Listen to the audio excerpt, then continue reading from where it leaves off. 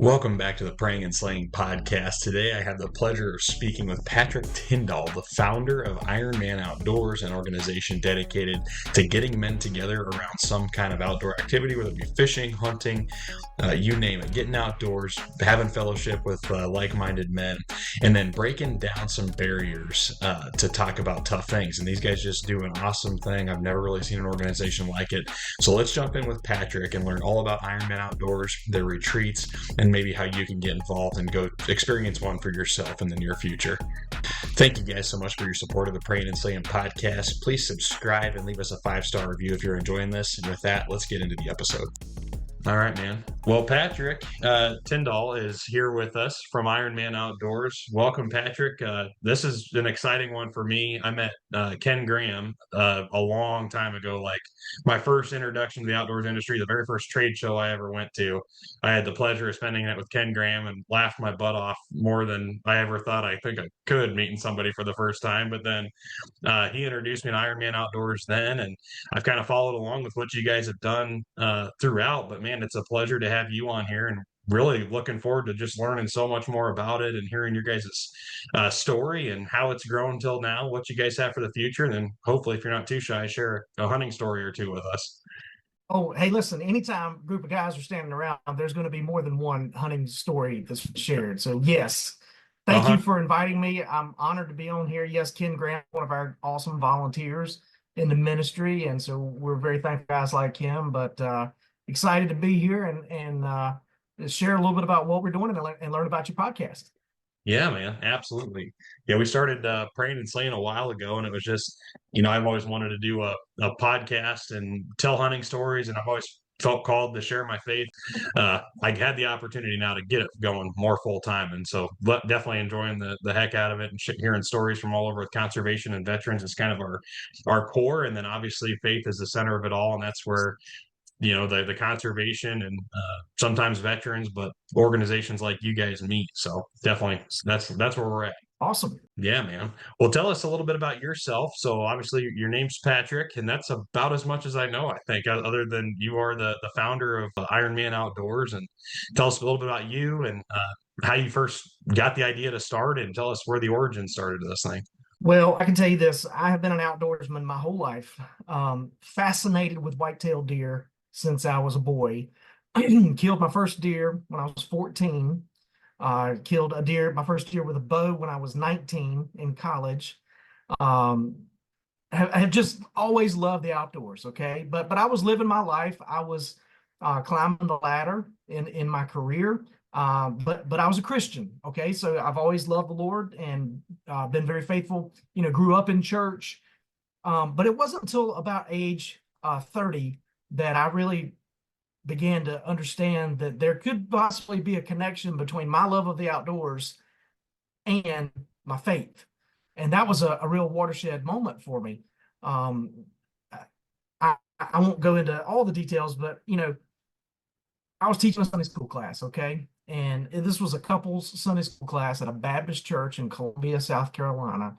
And we had virtually no men in our Sunday school class. And I really thought that it could have been my Sunday school teaching that was the problem. And we've never really ruled that out. I mean, that certainly was a factor. But we began to look around and to see men were not necessarily engaged and active in church. It doesn't mean that they're not engaged in their faith, and it doesn't mean that they don't love the Lord. It just means they may not love the church. Maybe they had a bad experience with church, or maybe the church is a little too feminine for them.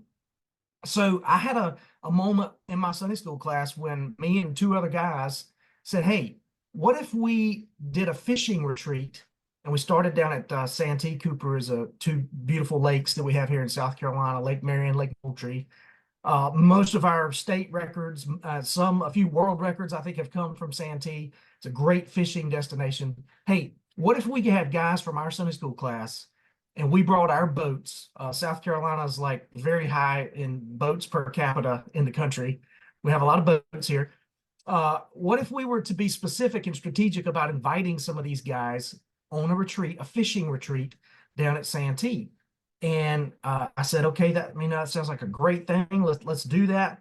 And what about after dinner, if instead of just saying the blessing, Let's have something that I called a manhood discussion after dinner each night during the retreat.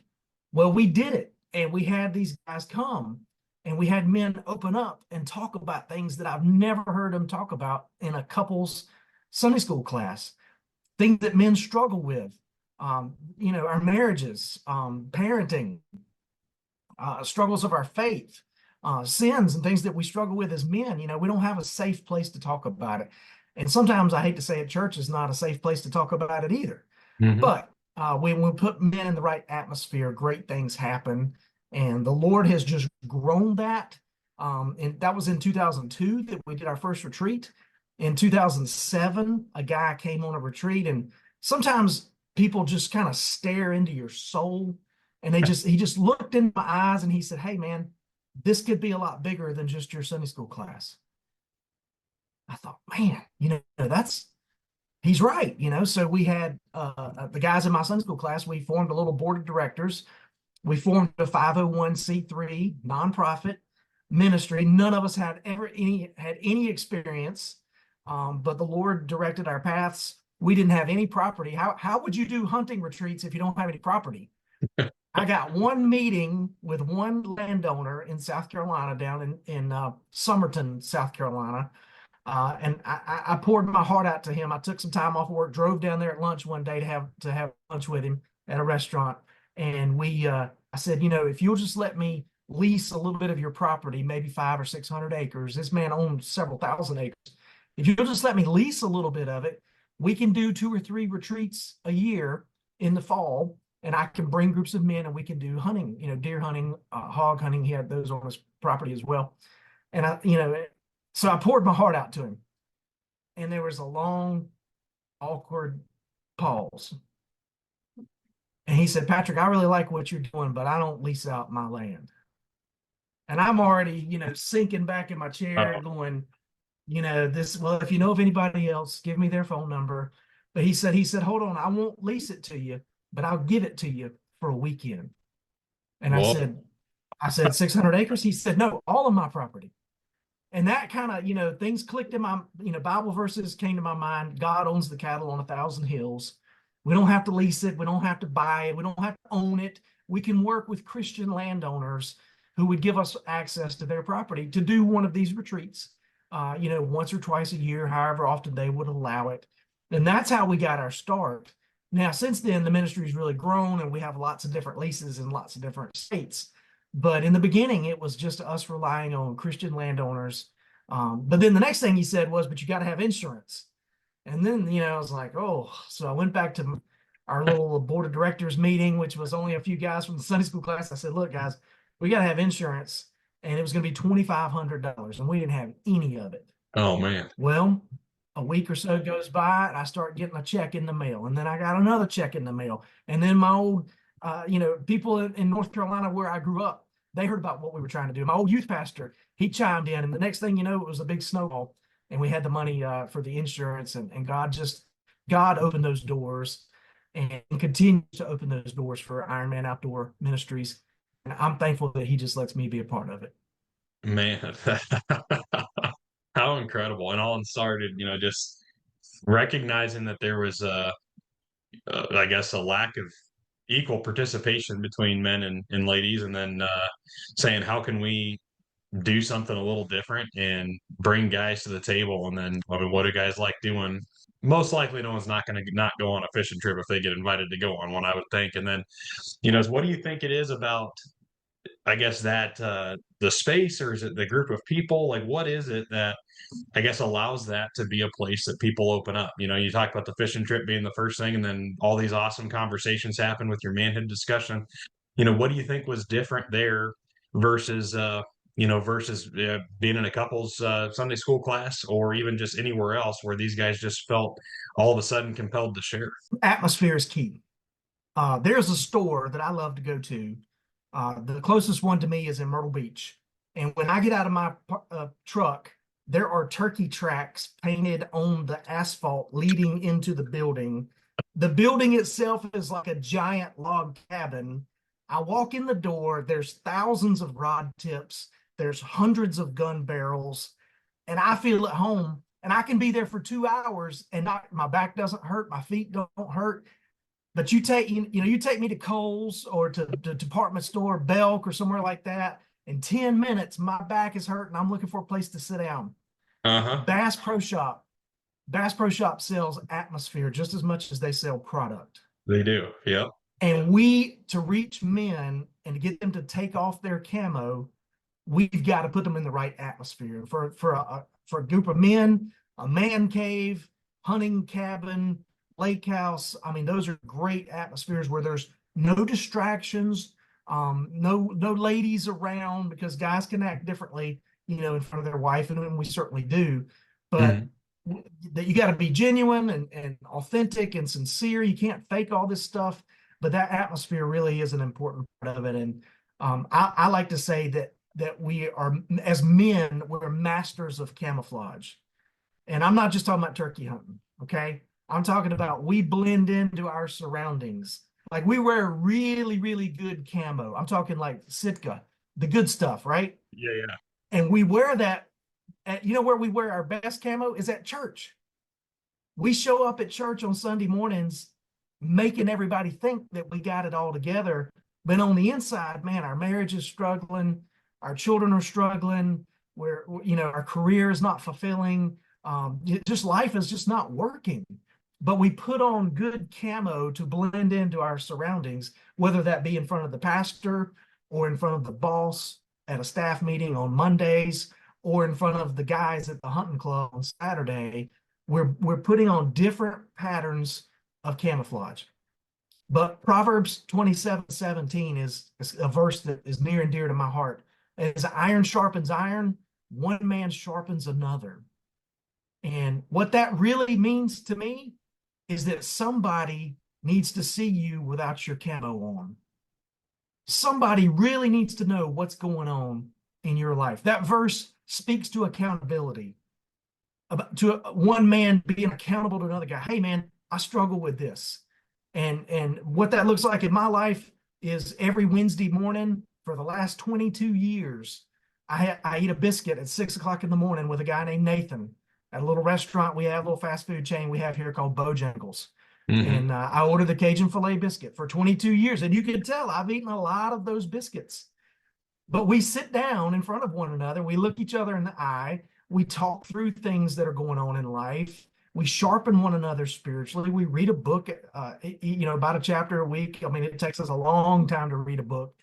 But we're sharpening one another, and we're talking through life together. And then we pray. We spend about the last 15 minutes of our time together just going through, hey, praying for our kids, praying for our wives, big decisions, career, purchases that we're, all that sort of stuff. Nathan and I are praying each Wednesday morning. And so that's what accountability looks like in my life. And I want to share that with other men, because that's when you get your toe out of the shallow end of the pool of Christianity and you go in deep, is when you get some accountability. That's when real spiritual growth starts happening. Yeah, man. No, that's huge. And I love the analogy. I've never thought of it that way, but I mean, you're 100% right. The most camouflage will ever be is when you walk in the doors of a church, or even like a normal group, I'd say, right? If there's just not that comfortability factor and you're the new guy, or you get like a normal men's group, I've been there, trying to get involved in we're a military family. We move places and trying to get involved with different groups here. There's a big feel out period where you're just trying to blend in before you can feel like you can dive in, or maybe find that one person out of the 10 people that are in that group that you really feel a connection with and can open your heart to. And that can be tough. And yeah, I guess I've never looked at it as camouflage, but I guess I've been camouflaging my whole life. Listening to you say that, it's like, yeah, you're right. I mean, you really do. And I've been there 100%. I remember, like you said, I grew up in church. It was never really a question to me, about Jesus and what he did and all this stuff. I believed it since I was a little kid, and I, got founded in it and baptized in the whole nine. And but I remember where I feel like it became real was when I was sitting there as a teenager, and it felt like the pastor was talking, like, out of, I don't know, the 1,000+ people that were there, or whatever this church was at the time. It's like the pastor was like talking to me, and I'm like, whoa, like that was crazy. And then Then when we went to like the youth version of it on Wednesday nights or whatever, and it happened again. And then the next following Sunday it happened again. And it was all different circumstances, but I was like, okay, I hear you, God, like you're talking now. But it's that power though, of being able to be in that spot and just be kind of that I started being more open to it then. Like, okay, like I need to open something inside of me to listen and then find that opportunity to let God speak. But there's power in that through men's groups and through, finding connection with somebody. God can speak a lot of life into us through a group, but you've got to have that guard down to be really receptive to it too. So that's amazing, man. That's awesome.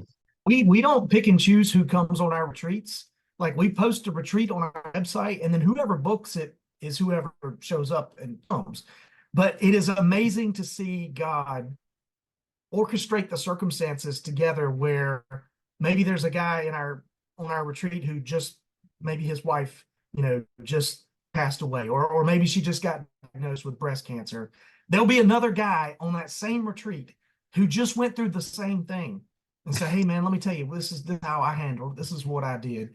Or maybe there's somebody, struggling with a child that's made some bad choices or something, and there'll be another man in the group who said, hey, my son went through that too, and this is how we handled it. And that's iron sharpening iron. We need to create that kind of atmosphere for those conversations to occur, but it doesn't happen by coincidence. It happens by the Lord's sovereignty. So Yeah, 100%, man.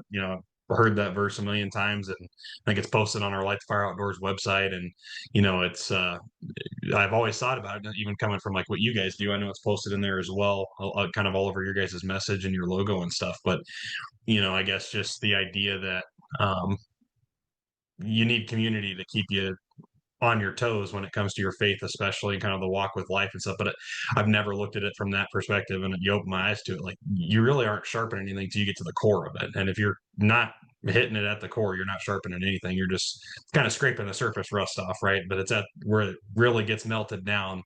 So all of a sudden you can kind of get reshaped, reformed, and cast into something totally new. And that's getting to the core of that is huge. Like you said, being vulnerable is step number one, but finding the right atmosphere to be vulnerable is that's pretty incredible. You guys create those spaces. no, it's been like that from the beginning. I've lived near Columbia, South Carolina, so Fort Jackson is right here in our backyard. And the very first retreat we ever did, we had a guy in our Sunday school class who was a drill sergeant.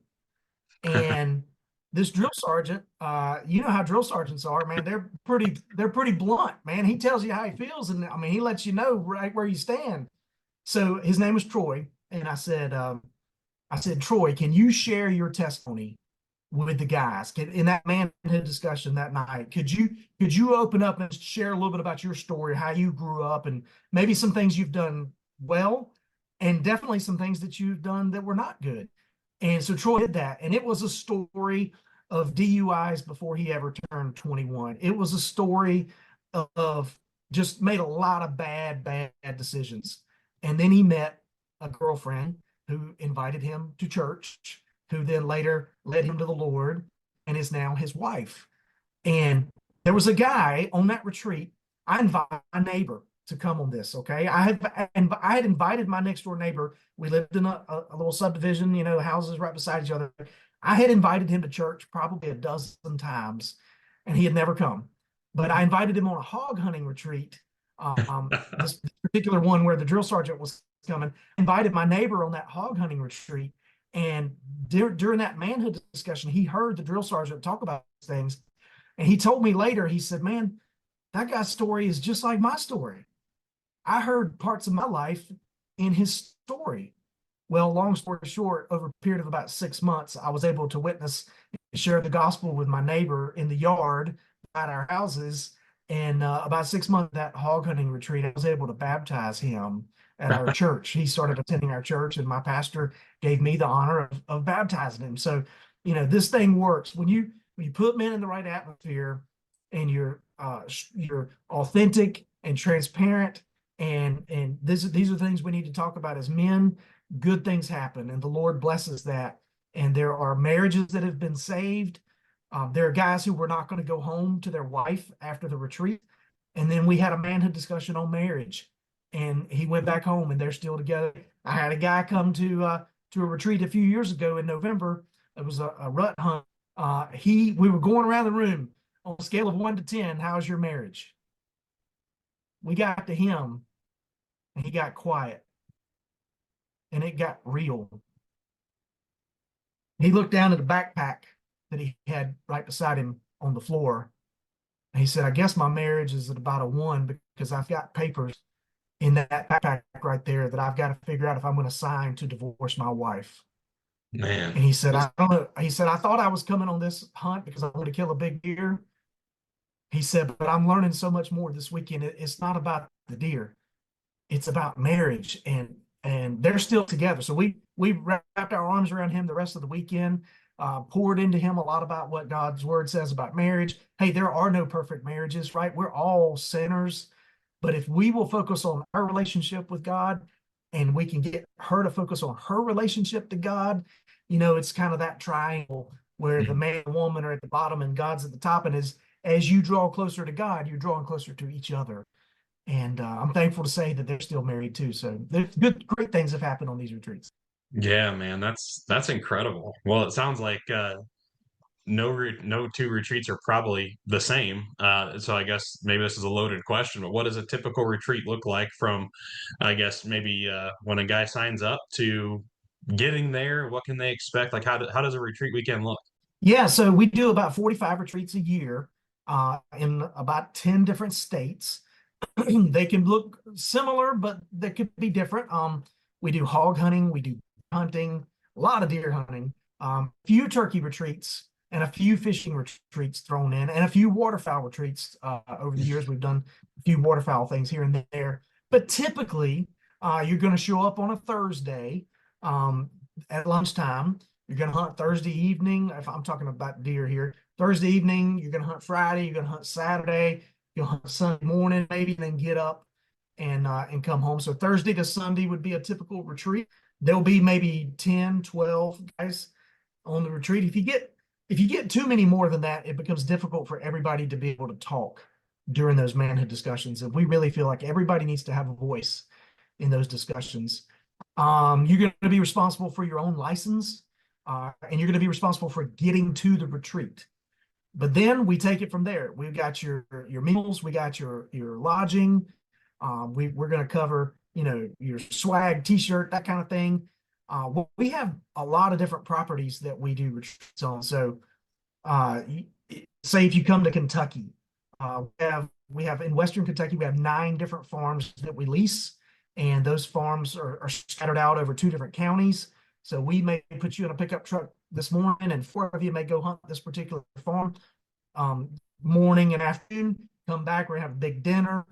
That evening, we're gonna have manhood discussion right after dinner each night.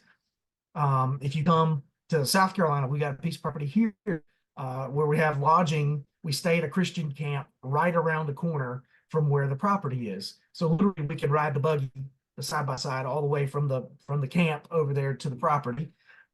Same kind of thing. You'll be there Thursday to Sunday. We do some father-son retreats. Those have kind of been guys have kind of asked for it. Yeah. Hey, I want to bring my son on this.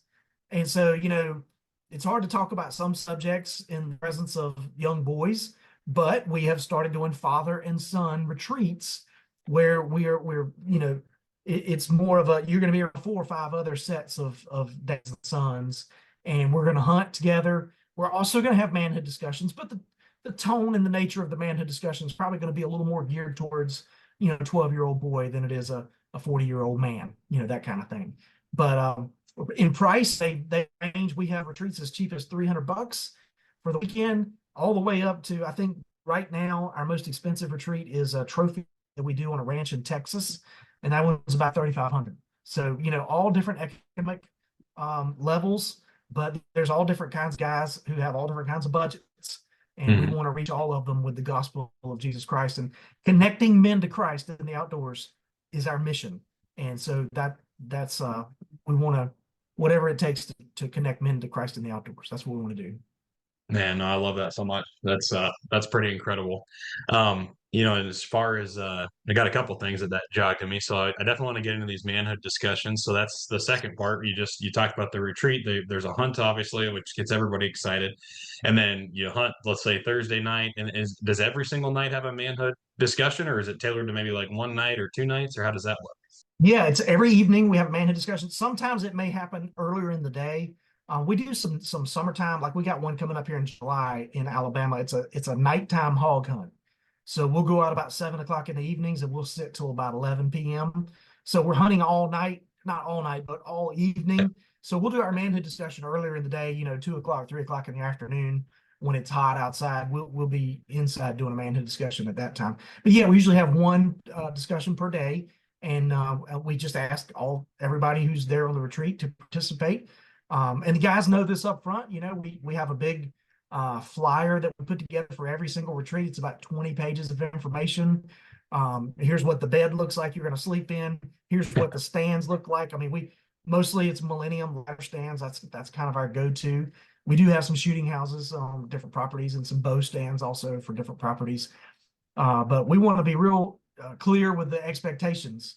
We had some guys a few years ago came. I think they paid like $600 and they hunted with us in Ohio, and they just, I don't know. I mean, you paid $600, okay? This is not the King Ranch. You didn't pay $6 grand, Right. okay? But we had a great time. We killed a few deer. I mean, we just try to manage expectations in that regard. No, that's huge, man. I think that is key. I mean, we really, and I think you hear it in the testimonies you shared earlier. You're getting so much more out of this than the hunt is what gets you there. But the what Yeah. you get away with is way more than what a hunt will ever bring you, and that's pretty awesome. And at the end of the day, I guess I could see that. Maybe some guy gets in there assuming he's going to shoot a big old buck or something, place like Ohio, and then how? And we do kill some really big deer. Okay, I'll tell you a story in just a few minutes when we get to that. We Yeah, kill yeah. some really big deer. But Well, at the end of the day, I got I got about 8 heads, or some of them are euros. I got about 8 deer hanging on the wall in this room I'm in right now. None of those changed my life. None of them. exactly. Okay, and I enjoyed Yep. everyone. They're all great memories. None of them changed my life. Yep. But a relationship with Jesus Christ can change your life. It can change your marriage. It can change your family tree. I mean, it can change your eternity. So that's important. No, that's huge. That's a great point.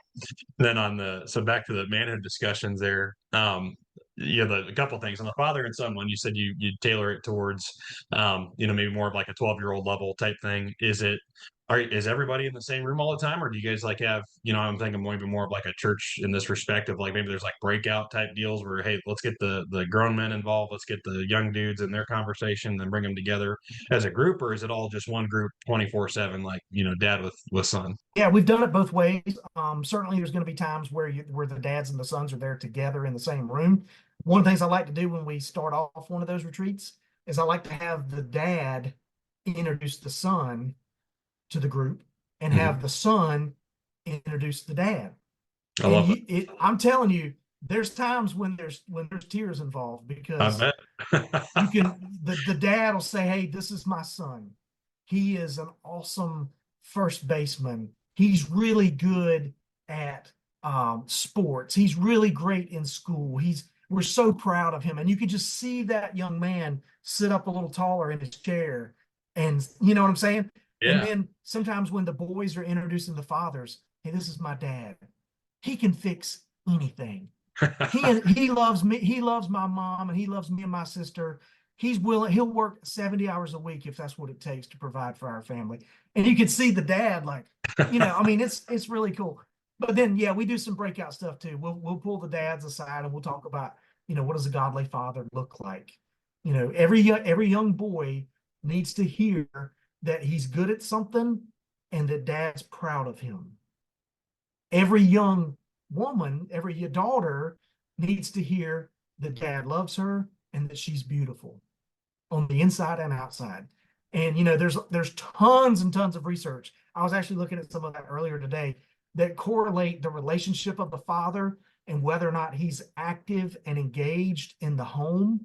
There's tons of correlations to that and teenage pregnancy, depression, um, uh, all these different things that teenagers struggle with, suicide, um, incarceration at some point.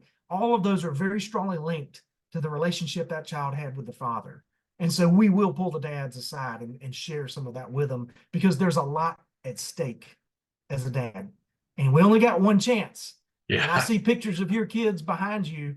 And I got 4 kids also. I got 3 boys and a girl. And let me tell you, that 18 years that you have that you can really shape them, I mean, it goes by like that. And I don't want to mess it up. I want to pour as much into my children as I can. And I know you do too. And these dads do too. We just have to be intentional about that. Yeah, yeah, 100%. No, that's back here. It's some family photos. So I don't think our kiddo's not actually in there. That's our nephews. So they've got three boys. We do have Oh, little Wyatt. He's three now. gotcha. Funny, Yeah. but to your point, man, it's like he's hitting that age right now where it's just like everything's a test, and it tests me, I think, more than it tests him. He's just trying to learn his little boundaries and stuff. But I was just talking to Ken about that yesterday. I was like, you got any tips for a dad of a 3 year old? Because I said, man, I just feel like you said, I don't want to mess it up. So there's that, like, everything that happens and every reaction I have, it's like it never fails. I walk in that next room and I like just sit there and I'm like, did I do the right thing there? Did I, like, I don't know how Yeah. much it matters maybe now at the little age, but like I'm Oh, it already, matters. I No, it feel that, matters. because it's like, man, And like you said, you don't want to mess it up. I want to make sure he's confident and knows that dad's just I'm gonna correct him and guide him. I'm not here to browbeat him or whatever, and whatever. I'm always telling the kid I'm proud of him, which I've loved hearing you say that, because that's something that I know that was the best feeling ever when my dad told me that. And so I always want to make sure that I communicate that to him. And, but yeah, these like little moments, like little things, you're just like, as a dad, and I don't know if it's a new dad thing or what, but I mean, I'm like, I feel the weight of that. Like, oh, I hope I made the right call there. I hope I reacted the right way. Or if I didn't, how can I do better next time? Because I want to make sure he knows that, like, dad's there, dad's firm, but dad's going to make sure I'm doing the right thing and I'm in the right place and I'm safe and all those things. yeah, teachable moments. Yeah. Teachable moments are important at that age, about teaching him right from wrong. And here's why. Here's why dad did this, or here's why mom did that. And then, of course, the best thing you can do is to love your wife.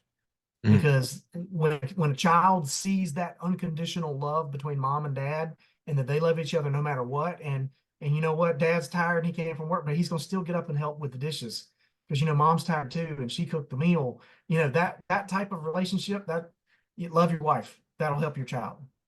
Awesome, man. No, that's huge, and that's yeah, the teachable moments. Because there's so much out there too. And maybe you've got something, a nugget on this. I didn't expect this to come out, but like, uh, yeah, as a younger parent, you don't look a day over 25, I'd say, but maybe Thank you. different Yes. generation, maybe different generation here, but maybe different perspective, which is good. I feel like there's so much.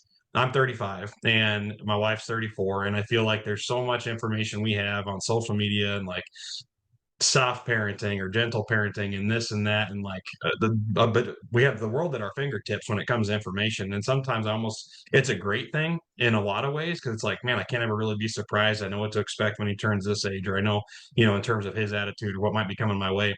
But then on the flip side, it's like I feel like there's almost a detriment to how much information we have. I guess, what do you have to say about, and maybe it's a generational thing, but like the teachable moments? Is there ever too young of an age to start that teachable like conversation? Because everything you guys do, it sounds like an Ironman, it's all based around a conversation. And the one thing I remember about being a kid with my dad is it didn't never matter what kind of trouble I got in, whether he blew up or I blew up or whatever the case was, there'd be a moment in time where things would settle down. He'd come back and we'd sit down, and we'd just talk about it. And I'll never forget that. And so I always try to make sure I do that. But like, and in some places or some videos you watch, like that's not the right thing to do with a toddler and like different things like that. But I watch my kid respond to it, so maybe that is the right way.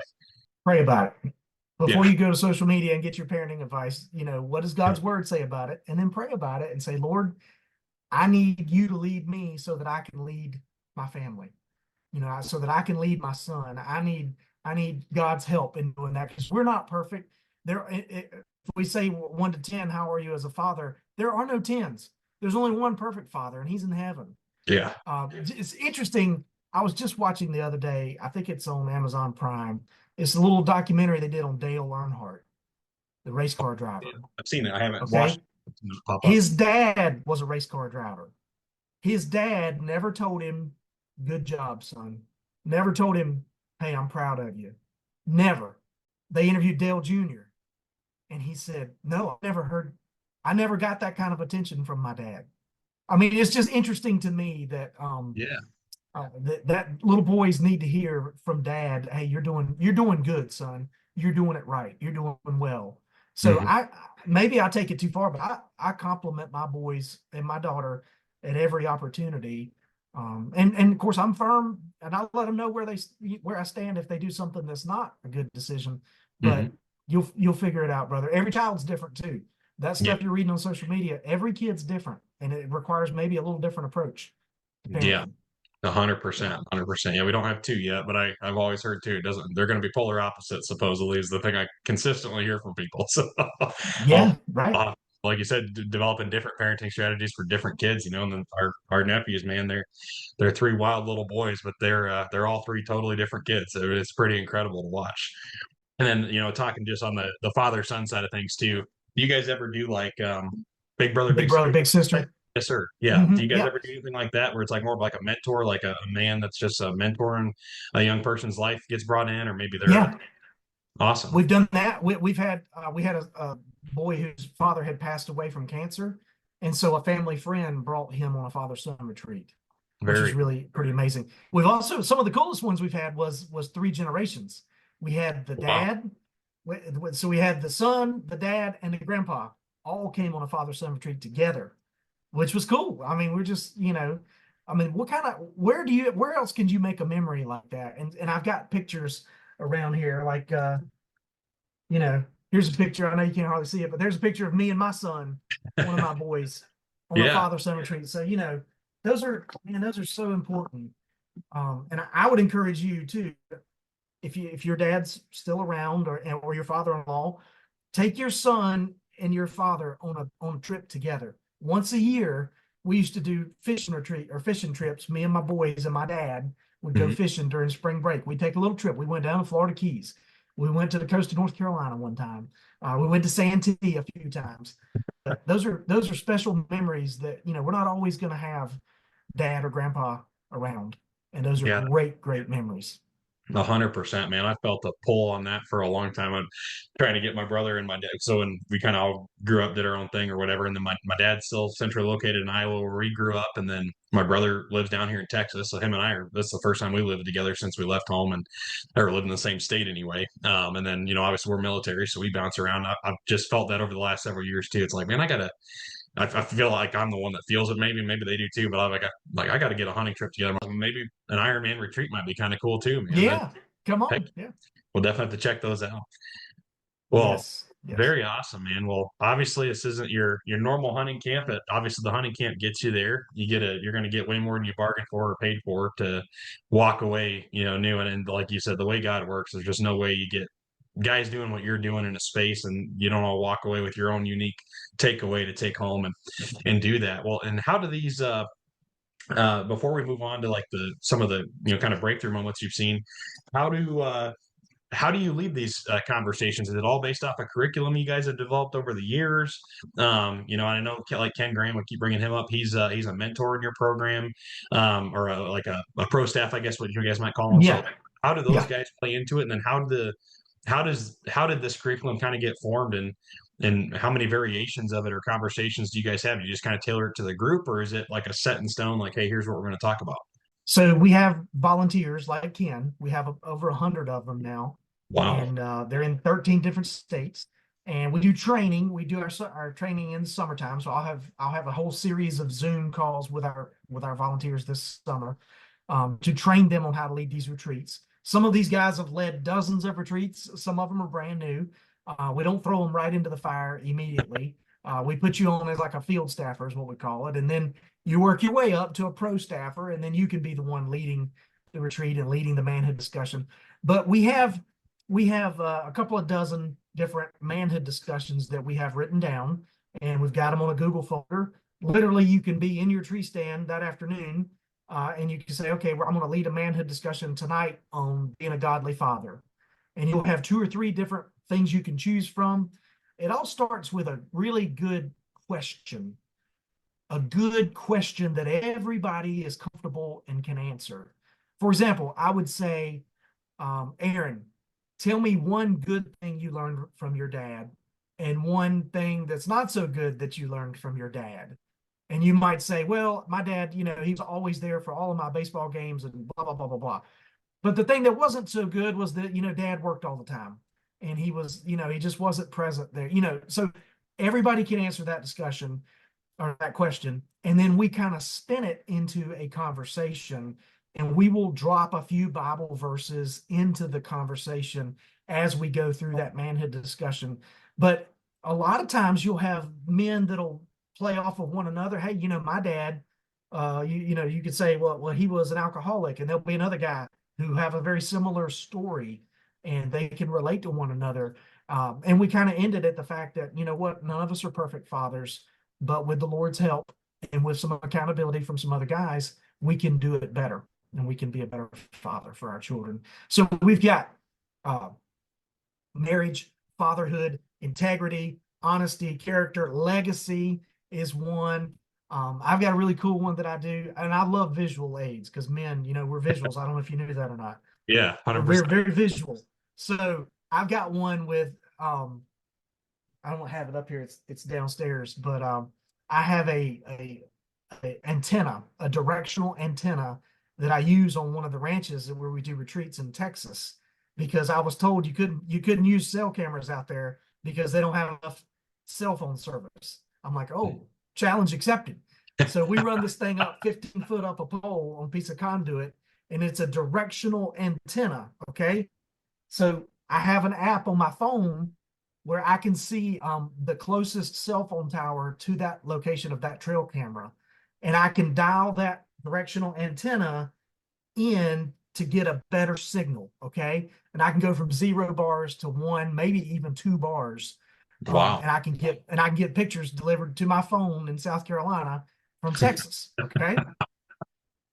So I take that antenna and I say, as Christian men, as a godly father and a godly husband, every area of my life needs to be oriented towards the cross. My marriage, my business, how I handle money, how I handle relationships, every part of that, my antenna has got to be focused on God. And there's lots of distractions. There's lots of things that can get my antenna just a little bit off of where it needs to be. And you look up one day and your antenna is pointing the complete other direction away from God. So we use visual aids like that. That's just a cell camera, analogy that works pretty good for hunters, because most of us are pretty much addicted to cellular trail cameras. If you've got them, man, you are 100%. Yeah, it's a game. It's a game changer. I wasn't a trail camera guy hardly at all anyway. I had one experience. I bought a 2-pack of some brand from Costco because it was a good deal. I went out and I put them out and I was all excited, and one of them didn't even work after I turned it on.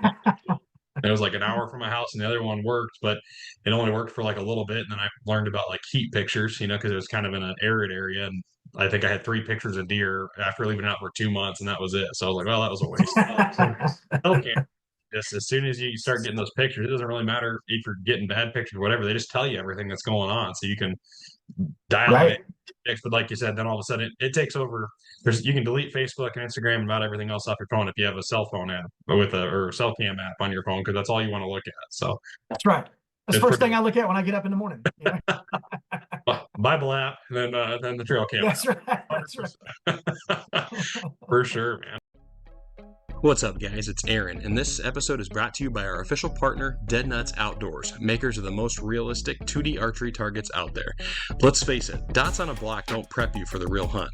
DEADNUTS targets feature Ultra HD realistic life-size animal targets with clearly marked vital zones, so you're training for clean, ethical shots in real-world scenarios every time you shoot your bow at these things. They're durable, foldable, and easy to set up, perfect for the backyard or take to hunting camp with you. Whether it's elk, whitetail, mule deer, antelope, antelope, bighorn sheep, bears, or turkeys, Dead Nuts has a target that will prepare you to fill whatever tag you have in your pocket this upcoming season. Want to take your practice even further? Check out Vital X, their augmented reality tool that lets you analyze your shot in 3D on actual internal anatomy of your target species. And here's the deal. You're going to get 10% off at deadnutsoutdoors.com/discount/Prayin and Slayin. That's PRAYIN, the and symbol, SLAYIN. And Dead Nuts is going to kick a portion back of every purchase from that link to our Veterans and Conservation Support Mission at Light the Fire Outdoors. They're just amazing partners. I can't say enough about these guys. So head over to deadnutsoutdoors.com/discount/Prayin and Slayin, PRAYIN, and symbol, SLAYIN, and get yourself a Dead Nuts target, guys. Summer shooting season's here. Time to practice for the upcoming season. Tags are starting to get drawn, so get excited and practice how you hunt and hit it dead nuts. Now let's get back to the episode.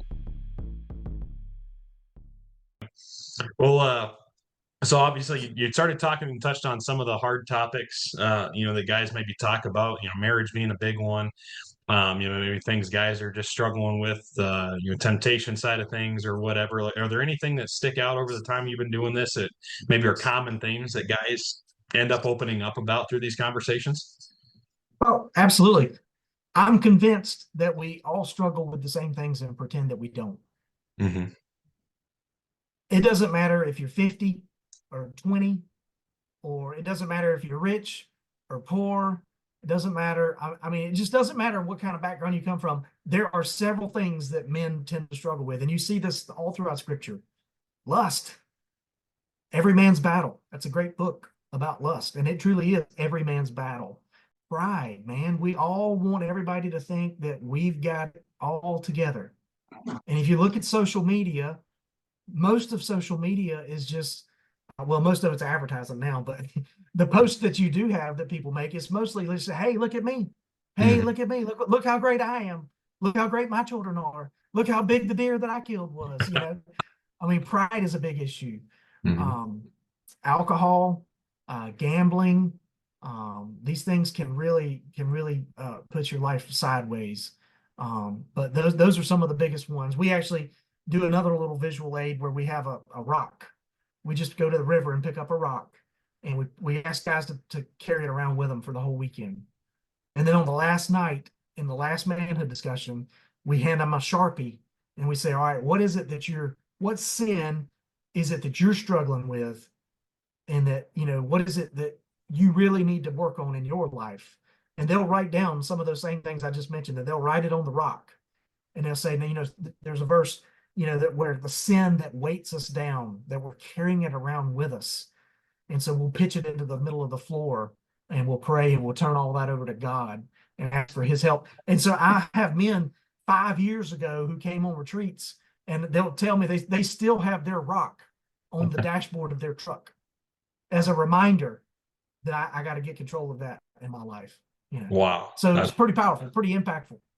Yeah, 100%. The Bible talks about too, nothing, there's no temptation that one man experiences that isn't common for every other man out there. And I mean, even just the stuff you listed was maybe a list of what, five, 6, 7 things. Yeah. Which when you break it down and look at that, because some of these things seem so complex when they're taking us on a daily basis, and it's a constant daily struggle and it's a constant distraction. Anger is another big one I left off. Yeah, that's a huge one for men. For sure. Controlling your temper. Yeah.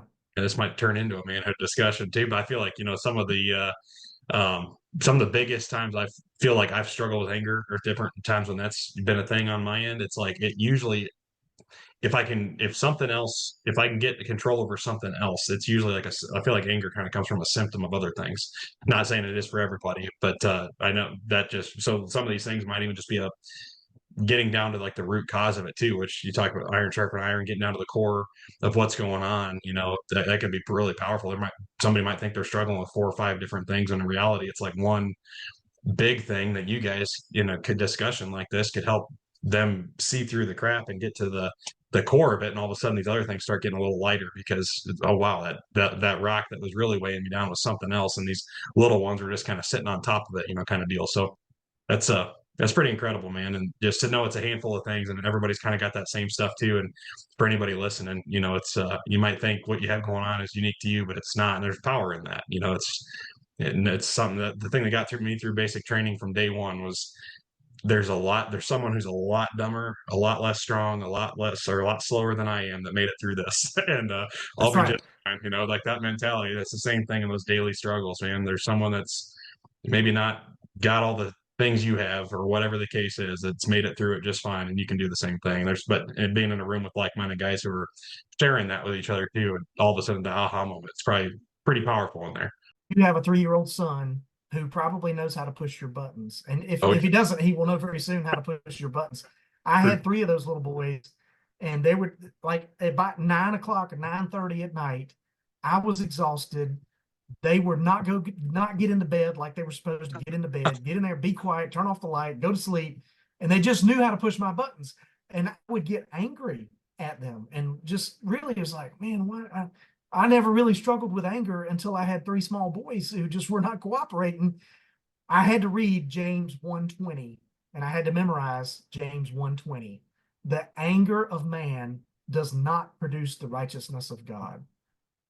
And therefore, if I want to produce righteousness in these little boys, me being angry isn't going to help. So every time that anger would well up in me, I would have to quote James 1:20. And so there's something for you too, brother, because if you haven't dealt with it yet, you will. oh yeah. Oh, he's starting, and he's just now figured out he can crawl out of his crib. It took him a while, and we knew he could, and then all of a sudden he started doing it. But like you said, now you put him in bed at 8, and all of a sudden you hear the door handle start wiggling, and you're like, okay, here he comes, and all the Here stuff. it Like it's comes. starting for sure. You hit home right on that one.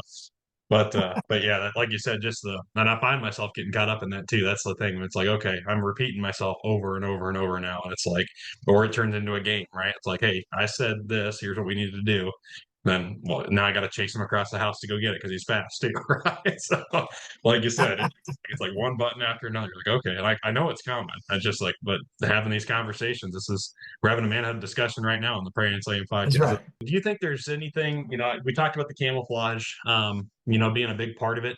Do you think, and maybe I don't know, maybe over the time you've seen this, is there a common thing that men experience, or maybe something culturally that we feel like we have to do put on a camouflage for ourselves and then have a harder time being vulnerable to these things where, obviously these types of environments allow us to do it, but then a normal everyday thing, I feel like over time they'll probably put that camouflage back on or whatever. Is there a thing that men struggle with that you feel like is kind of a cause of that or a source of it? I mean, I think pride is a big part of it, but it's a level playing field. When you get in that hunting cabin, in that manhood discussion, it's a level playing field, man. It don't matter how much money you got in your 401k. I had this was a cool story from Kentucky a few years ago. I had trying to think, I believe he was a colonel in the Marine Corps. And I know different branches, a colonel is a different level in different branches. He was a colonel in the Marine Corps. He was stationed in Iwo Jima, Japan. Okay. Mm-hmm. Am I saying that right? Is it Iwo Jima? Yeah. He was over the military base there in Japan. He was the highest ranking Marine in Japan. Wow. Okay. We're going around doing introductions and they're telling us a little bit about themselves. There's a younger guy who's probably, I don't know, 45 years old. And his daughter just married a guy who joined the Marine Corps. And the guy gets shipped off for his first deployment. And the daughter is worried sick about her husband now who's going off to be deployed. Guess where he was stationed? Japan. The colonel now, okay, this is a big dude. The colonel gets up, walks over, takes his cell phone out. He says, I'm giving you my personal cell phone number. And he said, I'm giving my wife, your wife's, I'm sorry, I'm giving your daughter my wife's cell phone number. And I want you to know that we're going to take care of your son-in-law while he's in Japan. Wow. It's a level playing field, man. There is no hierarchy here, and only God can put that together. But yeah, that happened on one of our retreats in Kentucky a couple years ago. Man, that's cool. pretty incredible. Yeah. Yeah. That's amazing. Well, and, that kind of, I guess, segues into this too. So like what, obviously these guys get there, they have, sounds like incredible experiences, great camaraderie. Is there a level of like follow up that your guys as volunteers or you do afterwards, or things that they can kind of stay plugged in? People who did these retreats can kind of stay plugged into what you guys are doing once they leave? Yeah. So we have a Facebook group for guys who've been on retreats. It's called the IO Man Cave. And Okay. it's a private group that you have to, you got to come on one of our retreats to get invited into the group. And then I lead through the Bible app. We have you can do a devotion in there together as a group.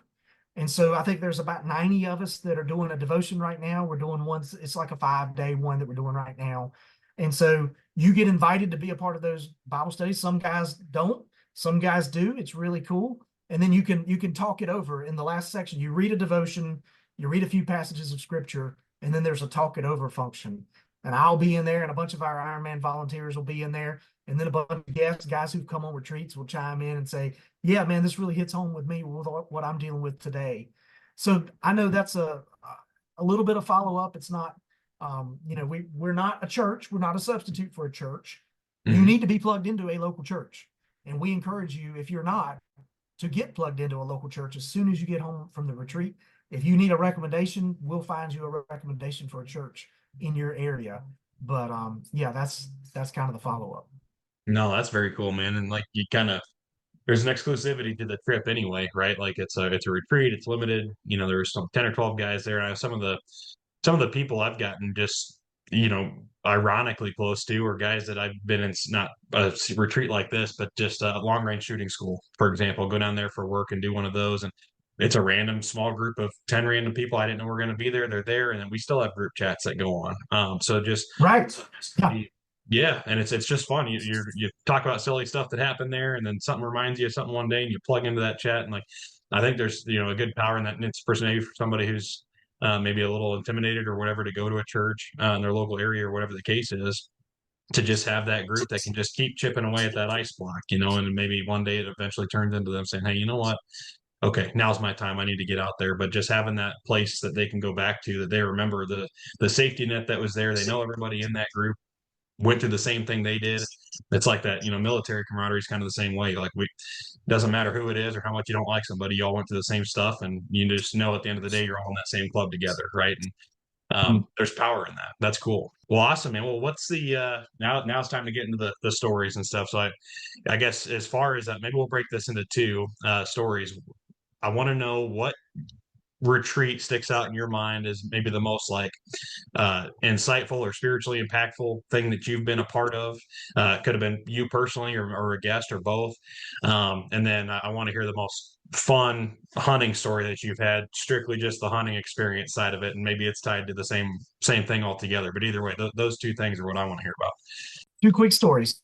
All right. The spiritual one first, and then the hunting one second. Okay. I get a phone call from Long Island, New York. This was several years ago. A guy named Sab Capone. Okay. Right? If that doesn't scream mafia, I don't know what does. Exactly. Sab Capone calls me from Long Island. Hey, Patrick, this is Sab Capone from Long Island. Hey, I want to come on one of your hog hunting retreats down there in South Carolina. I just want to know, do you have to go to church? Do you have to be a member of a church to come to this? No, man, we'd love to have you. Love for you to come join us. Okay, I'm going to go ahead and book it. All right. He drives down from Long Island, New York. He comes on the retreat.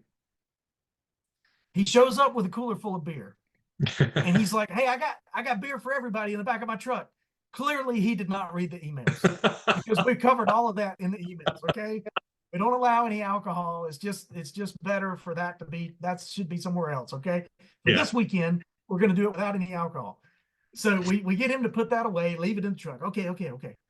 We start talking through the manhood discussions. I don't think he killed a pig. He saw a pig. I think he missed one. But he was really just coming, and he told me later, he said, I was just coming because it was a cheap hog hunt, and I'd never hunted hogs before, wanted to come. Yeah. So had a great time, great manhood discussions. He really, really was thinking about things when he left South Carolina to drive back to New York. He stopped in Virginia. He didn't tell us this till after the fact. spent the night in a hotel in Virginia on his way driving back to Long Island.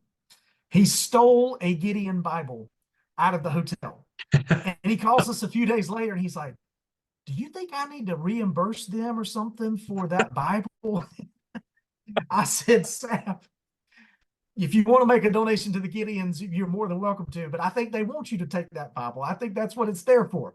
Yeah. Anyway, through a series of conversations, he really hit it off with one of our volunteers, one of our pro staffers. Through a series of conversations, we made recommendations to him of a church to attend. And over the next few weeks, one of our volunteers on the phone led Sab in a prayer of dedicating his life to Jesus Christ and asking for forgiveness of his sins and having a personal relationship with the Savior. And so that was a cool story. I still know, I keep in contact with Sab. He nearly died from COVID. That was a big thing, but he's been on other retreats since then. But yeah, we all laugh about the story about, bringing the cooler full of beer and stealing the Gideon Bible on the way home. That's awesome. But he's doing well. All right. Okay. Deer hunting. I told you we like to hunt big deer. We're not outfitters. We're not, but we're pretty serious about hunting. Mm-hmm. We take it pretty serious. Okay. Serious. Yeah. A few years ago, we had a buck in Kentucky that we had nicknamed Brutus. Brutus was a mainframe 12-pointer. Wow. When he was 3 years old, we had 3 years worth of trail camera pictures. When he was 3 years old, he was a 12-pointer, a nice, not super wide. I think he was only about 15 inches wide. We had that year, the next year, and then I guess when he was a 5-year-old, 3, 4, and 5 were the years that we had trail camera pictures of him. Okay. On November the 1st, nobody had seen him. We had one guy who said he saw him from the stand. This is in Western Kentucky. Interestingly enough, there was public land. Our lease that we had adjoined public land. Okay. He was living the pictures we had were 200 yards from the public land. Oh man. Okay. Every year we'd only get one picture of him. We didn't get a lot of pictures. We got one picture of him each year for 3 years. And it was always at night. On November the 1st, I believe it was 2020, November the 1st, 2020, a guy named Jason from Alabama who had paid like $500 to come on a bow hunting retreat with us in Western Kentucky. Brutus walks out. 20 yards, Brutus walks out. He shoots. He hits him, but he like spined him, okay? You know how when you spine a deer, they immediately fall down, but they're not dead. Yeah. In fact, they could jump back. It could be a temporary thing. They could jump up and run off. 100%. He shoots a second shot from the stand with his bow, not a crossbow, a vertical compound bow. Second one, he misses. Oh no. Right? He's like shaking like this. He had the peace of mind to get his cell phone out. And he's recording him. He climbs down out of the ladder. And he shot him out of one of our Millennium ladder stands. He walks over. He's like 18 yards from the buck. And he's on his cell phone. He's like, you can still see the buck's, breathing. Okay. He's only had 3 arrows. All he had was 3 arrows. He had his last shot at 18 yards. He puts another arrow in him and Brutus expires. And I get a text message saying, hey, we've killed Brutus. I'm like, you shot Brutus or you have hands on Brutus? Because those are two different things. Yeah. And I didn't want us to lose this deer. They said, no, we've got hands on Brutus. So there was like 10 guys on that retreat. Everybody were in a group text. They all get over there real quick. They all meet at that same farm. They meet at the truck. Okay, we're all going to go in there together. It was literally 500 yards. It was a ways into the woods where the stand was. And they didn't want to mess up the cape. So they took off their belts. Like we had several guys that just took off their belts. They literally put one guy on one side, another guy, and they were holding him by straps and belts. And they toted him out like a king, okay? Like a king, bringing him out of the woods. Brutus green scored 203. Holy cow. He green scored. I've got pictures. There's even a video on our YouTube channel about Brutus. He green scored 203. And then after the mandatory drying period, he was like 195 and some change. Okay. No kidding. Incredible deer. That year, he was number 7 on the record book all time for Kentucky with a bow. He was the 7th largest buck ever killed in the state of Kentucky with a bow. Now, those things change each year. I don't think he's number Yeah. 7 anymore, but at that time he was pretty high up on the record books. 203 and then 195 was his final score. But beautiful, beautiful mainframe 12. Got a bunch of kickers and junk and stuff, which actually that hurts your score if you're typical. And then you got some of that stuff. They have to deduct all that. Yep. Just an incredible, incredible deer. Free range, no high fence, no funny genetics. This was natural Kentucky genetics, and he was killed 200 yards from public land. From public ground, which, I mean, he was living on that whole He bit. was living over there too, right? Yeah. Right. Yeah. Golly, man, that's cool. I wonder how many public land hunters' hearts broke that day when they never saw him show up. It maybe had pictures of him. They even knew about him because, like I said, we'd had that lease for years, and we only had three pictures of him. Yeah, he was He doing knew something. he was there, but Yep. Man, that's incredible. That's and they carry him out on a belt platter. That's they killed him out and carried him out with the belts. That's right, because they didn't want to mess up the cape. well, hey, I get it, man. Yeah, you don't want to mess that up. That's incredible, man. Now those big deer, there's something special about them. Like you said, it's like I like stickers and all the weird stuff on deer. I'll I don't know. I'll shoot a small deer if it's kind of cool looking sometimes. So just kind of depends where I'm at. That's incredible, man. There's always something special about those big deer. And I'd be curious what his if there's anybody else that had data on it, I'd be curious what his home range looked like. If you guys want to get in 3 pictures of him, one a year, either. And he was in the same general area. Yeah. Where we get those pictures. That's why we hung that stand there. In fact, we called it the Brutus stand before Brutus was ever killed out of that stand. We hung that stand because he was always hanging out in that area. Yeah, very cool. What I'm going to do after this podcast, I'm going over to check your YouTube channel out and check that one out. I want to see him. That's cool, man. Well, very cool, dude. Well, I'll tell you what, this conversation, it's been a blessing to me. I knew it would be, but I just, appreciate everything, the insights you have. I feel like we kind of had a mini manhood discussion here, and I'm inspired to get out there and get my butt to one of these Ironman retreats. It's been long enough I've known about it. I need to make it happen. And then maybe, I guess, like I feel inspired maybe if the opportunity is there to maybe even get involved in just what you guys are doing. I think it's incredible and a cool community to what you guys do. And I felt like calling for a while to kind of start building up the man community around myself, because that's just something I've never been great at it. I just never put the energy into it. I don't know if it's me getting older or what, but I know that's a tug I've been feeling for a while, is building that up anyway. So how can people find you guys, as far as if they're interested in just finding a retreat or maybe volunteering or anything like that? They're called to do, where can they find you? Yeah, IronmanOutdoors.org is our website. Facebook, got a pretty good presence on Facebook, Ironman Outdoors. YouTube, Instagram, all of those are just Ironman Outdoors. We'd love for you to come on a retreat. If it resonates with you and you'd love to serve and volunteer with us, we're always looking for more volunteers. Like I said, we're doing 45 retreats a year. It takes all 100 of those volunteers to make those 45 retreats happen. It takes us three or four volunteers on every single retreat to cook the meals, to help the guys get their deer out of the woods, to help them skin the deer or skin the hog if they don't know how to do it. Clean up, do the dishes, make sure everything goes smoothly during that retreat. We do have some criteria for our volunteers, and we have a little screening process we go through.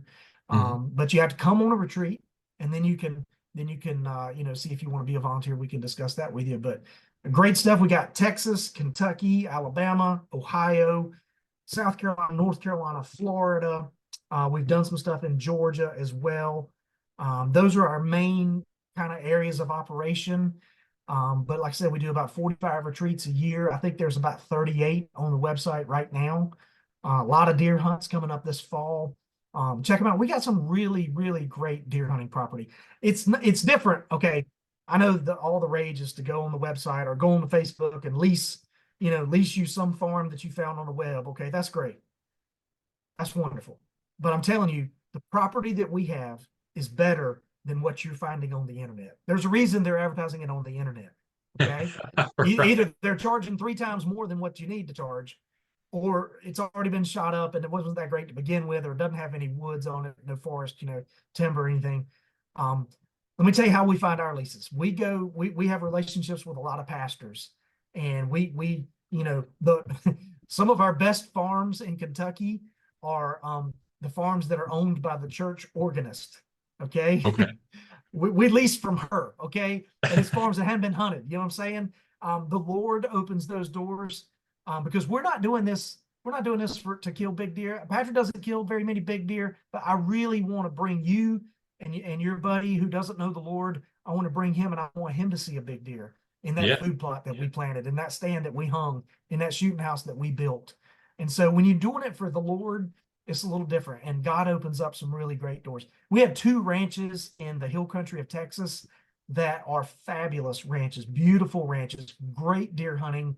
And there's no way we would have been able to afford those without a Christian landowner who literally believes in what we're doing and believes in it so much that he's willing to cut his cost down to the bare bones so that we can use that property for the kingdom. So that's what I'm saying. We got some great places to do retreats. We kill some really big deer every year. That doesn't mean everybody's going to kill a deer. Okay. Right. These animals. I mean, it's not going to happen for everybody, but I It's promise fun. you'll have a great time, great fellowship, great food. You'll sit in a nice tree stand. We try to control the things that we can control, but we can't always control the deer. We can't control the weather. But I promise you will have a great experience if you come on one of our retreats. No, that's pretty incredible, man. Well, I encourage everybody to go check out your guys' website, ironmanoutdoors.org. Check out all the retreats you guys have to offer. And then how far in advance are these scheduled, just for guys that generally have in mind? Maybe they got a busy schedule this year, but next year, like how far out do they book? Typically around middle of March, we will post all of our retreats for the coming fall. Okay. So we start in March, and then you look at there's a bunch of them on our retreat that are already fully booked, but there's still some great ones on there. There's still some great openings. The closer we get to deer season, obviously, the less and less that there's going to be availability. But then in the January, February, March timeframe, we start doing. That's a good time to do hog hunting retreats. So you'll see several hog hunting retreats pop up in there. So. Okay, very cool. And then, obviously me working in the outdoors industry for a while, and that's how I got, first found out about you guys. Do you guys have options for companies who may be listening to this, or people from companies saying, hey, I'd like to help you guys out with products or donations or pricing or whatever? I mean, do you guys, you mentioned Millennium Tree Stands. I kind of have to assume you maybe have an affiliation with those guys.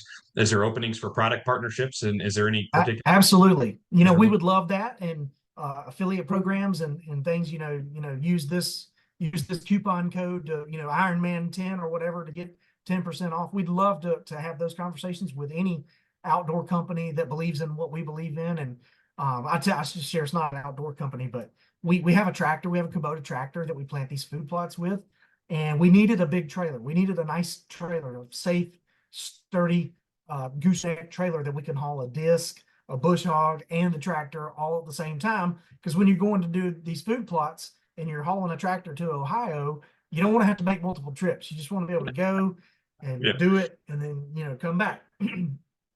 So there's a great company in Texas called Lamar Trailers, and it's in Lamar County, Texas. One of my board members had heard of this company.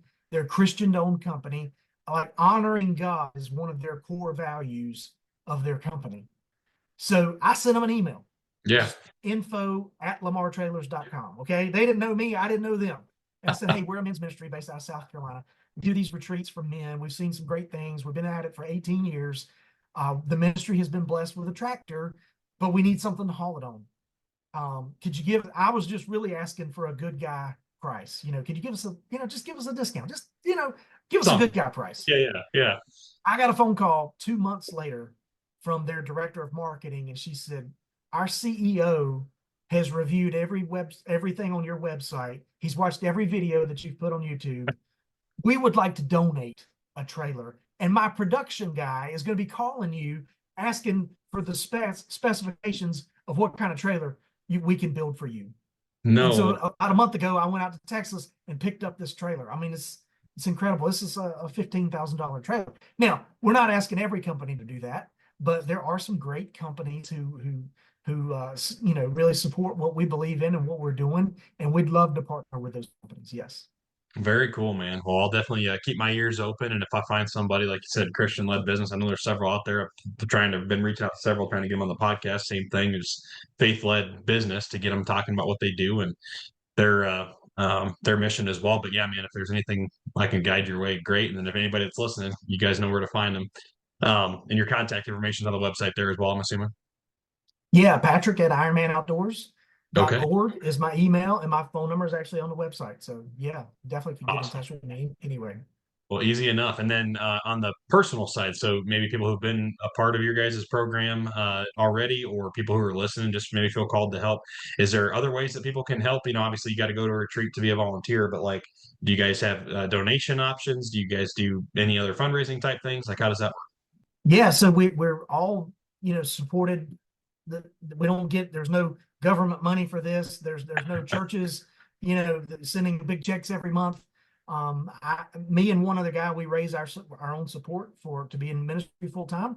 So our support has to come in through donors, and then we try to pay all the bills of the ministry with the retreats. Okay. But there are there's capital things that we have to buy. Like we need a new disc this year for the tractor. Between now and when we plant food plots in the fall, like August, we gotta get a new disc. The old one we had was just beat up, torn up. Every time we used it, something else broke on it. So we need a new disc. So things like that we have to raise money for. We do some raffles. We'll raffle off a gun, 3 or 4 times a year. We do that on our Facebook page, and email newsletter, that kind of thing. We sell raffle tickets. Always need donations, obviously, but we also need prayers. This is spiritual warfare, Ephesians chapter 6. When you step out and do something like this, and you're proclaiming the gospel, there's people that come after you. So we would love for people to pray with us on these retreats. We have a prayer team that sends out text messages to our prayer warriors to help pray. We actually pray for every man who comes on our retreats. We pray for them by their first name. We text that out to our prayer team, and it goes out to whoever's willing to pray for those retreats, because there's spiritual warfare is there, and it's at work, and we want to undergird everything that we do, and every retreat that we have, we want to be sure we're prayed up before we do that retreat. So we need help with that too. But yeah, and then we have work weekends also. So it takes a lot of work to get these properties ready to hunt. Yeah. So in usually July, August, September, we'll be getting all of our properties ready for hunting. So that might mean hanging stands, moving stands, bush hogging paths, trimming, shooting lanes. And we like to say, hey, anybody's welcome to come on a work weekend. You don't have to be an official, pro staffer or nothing like that to come on a work weekend and help us out. So yeah, get in touch with us and we'll let you know when our work weekends are. But we have we have a church building in Kentucky that was unfortunately, the church is no longer a church, and the building was there empty, and the Baptist Association was having to pay for the insurance and mowing the grass and all that sort of stuff. Well, we came to them through a relationship we have with a local pastor and said, hey, could we use that building as a lodge to host our retreats during the fall? Because we have a lot of farms right there close to that church building. And they said, absolutely.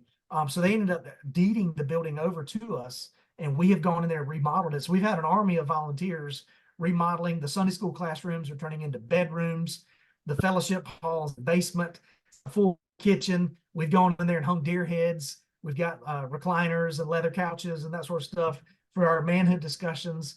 We built a deck, a big old deck, a skinning rack. All that stuff just happened in the past 2 months. We've done all that. So all those were volunteers. Yes, there's always a chance. Bring your tools and we will put you to work. Absolutely. Sounds good, man. You're talking to the old park ranger in me. Yeah, let's grab a toolbox and stuff, toss it in the truck bed, and head out on an adventure. And you tell me what to do. So, no, that's incredible, man. Well, it sounds like there's a way to get involved just about any way, even if it's something as simple as praying for you guys and what you're doing. And there's a huge power in that too. So, well, awesome. And again, you can contact Patrick directly on the website. There, his email and phone number are there. If you like hear this and you're like, hey, I could do that, or I want to help out, or any way you can do that. Companies as well. And then I guess, Patrick, you've given me a ton of encouragement already, man. But if you had one piece of encouragement for men in general to leave this thing with, what would it be? Tyco, Tyco. Tycho. Take your camo off. Okay. Take your camo off. Yeah. Just quit wearing the camo, man. Just be authentic, be genuine, be who you are, own up to it. Say, hey, yep, this is who I am. Get you another accountability guy. You don't have to eat a biscuit every Wednesday morning at 6 a.m. You don't have to do that. That's what I do, but you don't have to do that. There's lots of ways you can be accountable. You can do Zoom. You could, text guys. We have groups of men we're real big on praying with your wife every day, because we think that really makes a difference in your marriage. So I have guys who text one another, "Hey, did you pray with your wife today?" "Yeah, I did." "Yeah, okay." And so they text one another. It's just simple little accountability things. But take your camo off. That's my advice. Take your camo off. I love it, man. Well, Patrick, thank you so much, man. I've learned a ton about what you guys do. I feel really blessed to be talking with you. And yeah, I hope to be a part of what you guys are doing on a retreat upcoming here in the near future while we're here in Texas, maybe make it happen. But I'm definitely getting my butt to one. And I encourage anybody else, hop on the website, find a retreat that sounds cool to you, and get on a hunting adventure, and be prepared to have heavier bags when you walk out, and maybe a heavier cooler. But your bag and your emotional bag will be a lot heavier, I imagine, leaving an Ironman retreat. Thank you so much, Aaron. It's been an honor and a pleasure to talk with you, brother. Hey, you bet, brother. Have a good one. Thank you so much. You too. I'll see. Well, there you have it, guys. That was Patrick Tyndall with Ironman Outdoors. And I don't know about you, but I personally feel like I just had a man discussion, or at least partial ones. And I look forward to many more to come, hopefully, with these guys at an Ironman retreat. If you guys are interested in checking out Ironman Outdoors, you can head over to their website, ironmanoutdoors.org. They've got all the information there. They've got some media you can check out, swag if you want to support them that way. Obviously, Patrick's contact information there as well if there's something you're looking to partnership. And to wrap this thing up, man, there's just obviously no other verse that makes sense than Proverbs 27:17. As iron sharpens iron, so a friend sharpens a friend. It's the core mission of Ironman Outdoors, to sharpen each other, men sharpening men through similar experiences, and understanding how other people maybe have experienced something you've been through or whatever. So get out there and check these guys out. If it's something you're interested in, definitely book yourself a retreat. I know for sure I will be booking myself one, possibly if I can get my dad and brother on board, maybe do a father-son type one as well. But what a great organization. Again, if you're a product company out there and you want to partner with these guys, you really can't support a better mission out there of people making people better. That's what life's all about. With that, guys, be sure to check out DEADNUTS Outdoors as well. They're our title sponsor here, and they support everything that we do with Prayin and Slayin. So go get yourself a DEADNUTS target. We'll have our link specifically in the show notes. With every purchase that's made through that link, they will be kicking back to our veteran and conservation support mission here at Life Fire Outdoors as well. So go check those guys out. And with that, guys, have a great rest of your week, and keep praying and slaying.